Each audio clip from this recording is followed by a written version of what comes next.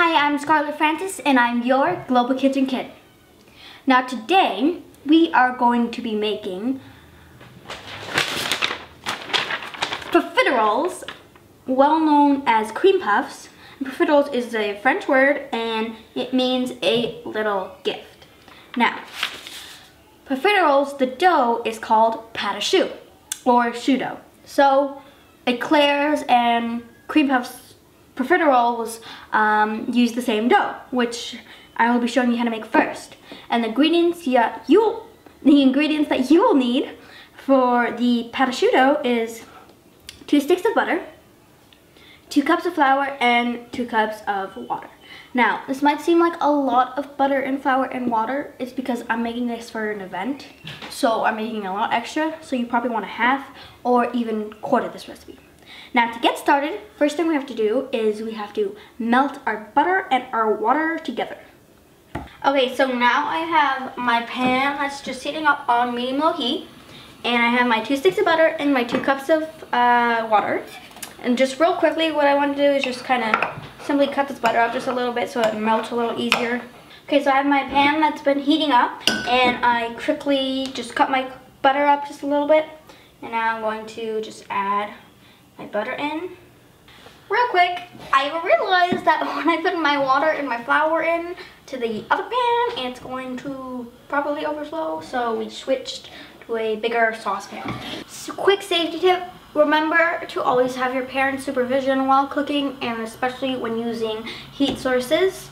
And another thing, since I switched pots, this has a metal handle, so it's going to get hot quicker than a rubber one because that won't really get hot. So beware and make sure that you have a oven mitt or a towel so that you won't burn your hand.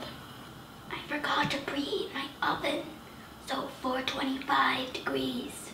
So now that your butter and water mixture has begun to have rapid boiling, or it's kind of foamed up, what you want to do is turn off the heat, and then beware, remember to use the oven mitt, give it a little stir, and then you're going to add your flour. Make sure that it's away from you, so that you're going to add all your flour.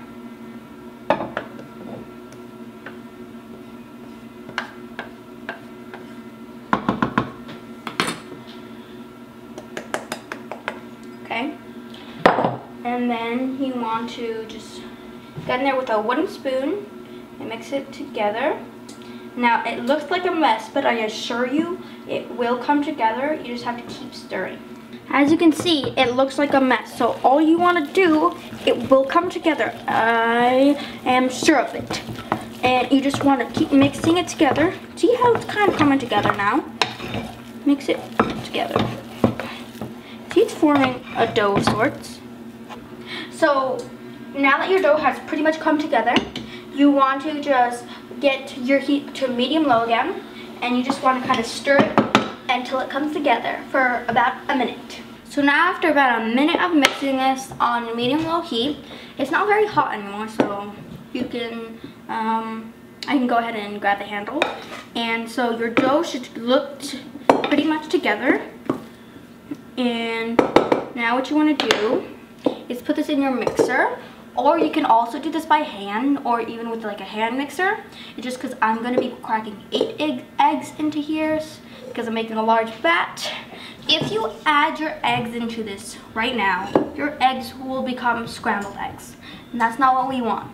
So you could just let this cool by itself, which is fine, or if you want to speed it up a little bit, you can put it on your mixer and add your paddle attachment, and what you can do is just on low speed mix it, and what that will do is will release some of the steam. So you can just do this for about a minute, and then you can start adding your eggs in. Okay, I think that's good. And just the way to know is if you touch it and it's kind of lukewarmy, that's fine. And here I have 8 eggs. Now since I'm making extra, like I said, I'm using 8. You probably want to do half this recipe or quarter, like I said before again. So you want to add your eggs, one by one, and each time you add it, you want to mix it in. Now, again, it looks like it's never going to come together when you're on like when you're adding the eggs in. It looks like it's just weird, but if you keep mixing it, it will become like a thick paste. My dad forgot to turn the microphone on, so I'm just going to explain what's going on to you now. So basically, after you have your dough mixed all together, it should be a very thick paste so that when you bake it, it will hold its form. And all I have is a little piping bag that I'm going to put in a cup, so it's basically like another hand that I don't need. And I also lined my pans with parchment paper and some nonstick cooking spray. Put some nonstick cooking spray on the bottom and the top. And now you just want to fold your piping bag over the sides of your cup, and then I will fill up my piping bag. So now I'm just taking a spatula and I am filling up my piping bag with the dough. And then all you want to do is just kind of push it down, and then you can just bang it on there so that all the dough will go to the bottom. And I filled it a little bit too much, but I'm just going to work with it. Then you just want to get your dough and get it stretched out like that. Then you're going to cut the tip off. Just a second. And you don't need a piping tip for this. You just need the piping bag. Okay, so then I'm just going to pipe little rounds of my dough onto my cooking sheet.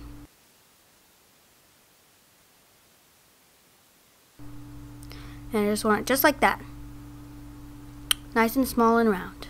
I'm going to keep doing these and I'll get back with you in a bit.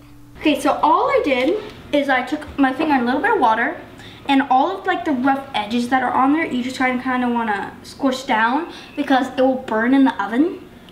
And by the way, the oven is at 425 degrees Fahrenheit, and these babies are going to go in for 20 to 25 minutes. And one thing about profiteroles, they're sweet and savory. I'm going to do a chocolate with cream on the inside, but all up to you. And so they'll go in for 20 to 25 minutes. Okay, so now as you see, I have my beautiful profiteroles done, which are really hot.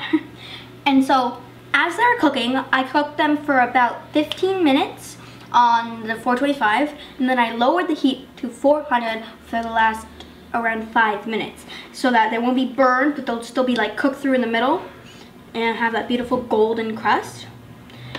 And yeah, we just want to let these cool on a cooling rack, and I will start on my chocolate whipped cream in just a sec. So now that I've baked all of my profiteroles and they're all cooled, I have to get on my chocolate cream. So first things first, you have some confectioner's sugar or powdered sugar or icing sugar. Same thing.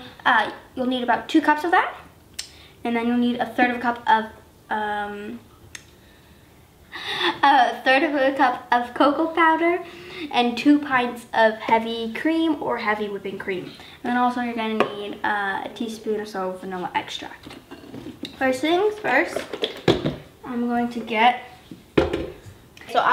add in my 2 pints of heavy cream. Then to that you're just going to add a teaspoon. I'm doing more than a teaspoon. So now we're just going to put this on medium low heat just for the very beginning so that the cream doesn't splash up at you, and then you can raise the heat gradually. And you want this to whip for only about 3 minutes, not where it's fully whipped into stiff peaks, because then we're going to add in our sugar and cocoa powder. Since there is so much cream in here, it's going to take a really long time to whip up because there's not going to be so much air incorporated into it when it's this full. So I dumped half of it out, and I'm going to cream the other half of it together.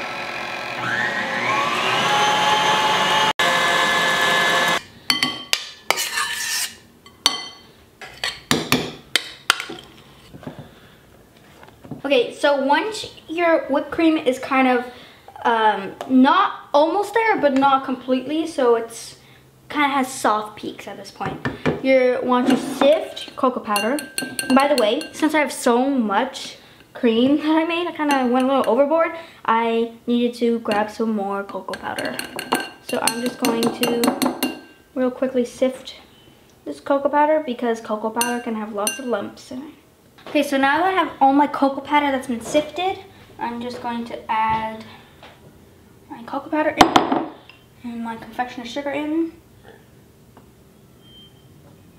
Now real quickly, I'm going to mix this in just a little bit with my spatula, and then I'll let the mixer do its job. So now that I've just kind of briefly mixed it, it's still really not mixed together. I just want to give like the mixer just a bit of a head start. You're just gonna mix everything together until you see it's a smooth and even color. Now, if you want it to be more chocolatey, go ahead and add some more cocoa powder. If you want it to be, you know, sweeter, add some more sugar. All up to you. Okay, so now after it has kind of just all combined in the machine, if you're looking for a thinner cream, you can add some milk or some cream to this or not whip it for as long. But since I want it to be nice and thick so it will stay in there, just give it a little taste. Delicious. You know me, I love chocolate. So, you know, it's really good.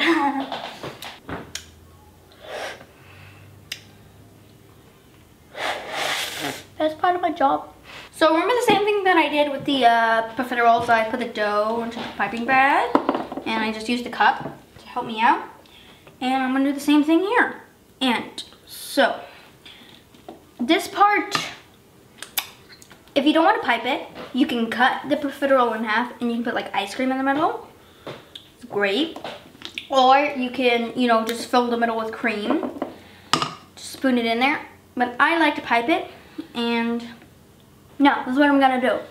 I'm gonna quickly wash my hands and then I'll show you how to pipe it. Okay, so I'm just going to get cream, my bag. Thankfully this time I did not overfill my bag. Okay, I'm gonna show you how to do this, and I'm gonna go, oops. Okay, I'm gonna pick the smallest one because remember I'm bringing this to an event. Yeah, okay. So what you want to do is you'll notice that there's going to be like a couple spots where there's not as much dough, and that's kind of where you want to stick your little piping bag and then just squeeze, and you'll feel the cream in there so you can tell when it's kind of full. And then there you have it. So I'm going to eat this for you. So I am going to just rip this open and show you. Look at that cream. Beautiful, and it's nice and fluffy, but I kind of just smushed it. Eat